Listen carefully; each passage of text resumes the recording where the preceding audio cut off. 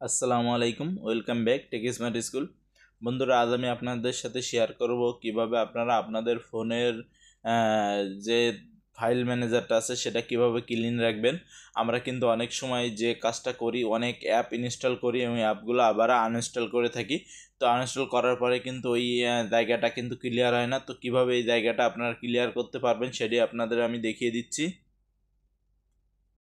বন্ধুরা, আপনাদের ফোনে থাকা যে প্লে স্টোর অ্যাপটি আছে, আপনারা সেই প্লে স্টোরে চলে যাবেন। প্লে স্টোরে আসার পরে আপনারা দেখতে পারবেন এই যে ম্যান আইকন যেটা আছে, দেখতে পাচ্ছেন আপনারা এই যে ম্যান আইকন। এই ম্যান আইকনে আপনারা ক্লিক দেবেন, আপনাদের ইমেলটা দেখাবে। ইমেলটা দেখানোর পরে আপনি নিচের দিকে দেখতে পারবেন যে এখানে একটা অপশন আছে যে ম্যানেজ অ্যাপস অ্যান্ড ডিভাইস, এই যে অপশনটা আছে এই অপশানে ক্লিক করে দিবেন। দেওয়ার পরে উপরে আপনি যে ম্যানেজ অপশনটা দেখতে পাচ্ছেন, এই যে এই ম্যানেজ অপশনে যাবেন। যাওয়ার পরে এখানে কিছুটা অপেক্ষা করবেন, রিলোড নেবে, তারপর চলে আসবে সকল অ্যাপসগুলো। এখানে আপনি দেখতে পারবেন আপনার মোবাইলে কোন অ্যাপসগুলো ইনস্টল করা আছে। এই যে দিস অ্যাপস এইখানে ইনস্টল করা আছে, এখানে দেখা যাবে। তো এইখান থেকে আপনি ক্লিক করার পরে দেখতে পাবেন নট ইনস্টল যে অ্যাপসগুলো আছে সেই অ্যাপগুলো এই যে এখানে দেখা যাবে। নট ইনস্টল অ্যাপটি আপনি সিলেক্ট করে দেবেন।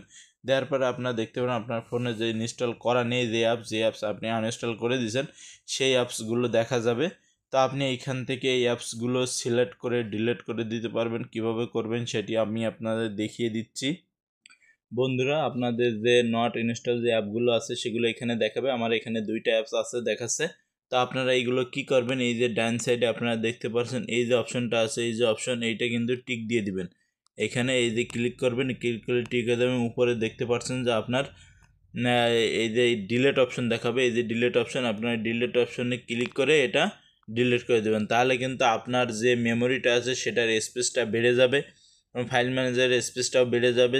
যেহেতু আপনার যে নট আনইনস্টল যে অ্যাপগুলো আছে সেইগুলো আপনি সব ডিলিট করে দিয়েছেন, স্পেসটা অনেক বেশি ফাঁকা হয়ে যাবে। এভাবে আপনারা আপনাদের ফোনের স্পেসটা বাড়িয়ে নিতে পারেন। এভাবে করতে পারেন আপনারা আপনাদের ফোনগুলোতে এবং আপনাদের যারা আপনজন আছে তাদের ফোনগুলো এভাবে আপনারা ক্লিয়ার করে দিতে পারবেন।